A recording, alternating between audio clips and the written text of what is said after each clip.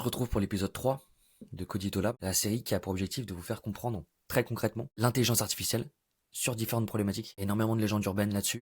Quand j'utilise l'IA, quand vous utilisez l'IA, qu'est-ce que c'est cette empreinte? Et donc ça va être tout l'objectif de cette vidéo, c'est de vous faire comprendre tout ça. Avant ça, l'idée c'est vraiment de cette vidéo de mobiliser finalement deux disciplines qui communiquent pas trop entre elles et surtout qui, pour être tout à fait honnête, pas trop, on va dire, d'affinité l'une envers l'autre. L'environnement et l'intelligence artificielle. Alors moi j'ai été étudiant à l'université d'Amsterdam où j'ai pu étudier l'environnement et je suis aussi chef d'entreprise de Codito Lab. Donc l'idée ça va être de mobiliser ces deux casquettes pour aujourd'hui vous montrer un petit peu la réalité de l'empreinte carbone de l'intelligence artificielle. Et surtout, on va commencer par débunker certaines fausses réalités des mythes urbains, notamment le 2000 litres d'eau par prompt qui est consommé. Donc ça, c'est pas vrai, et je vais pouvoir vous prouver ça dans les minutes qui arrivent. D'ailleurs, c'est faux jusqu'à 2000 fois. Donc l'idée, ça va être vraiment de se concentrer un petit peu sur tout ça. J'ai pas trop vu ça avant. Alors on va parler de quoi?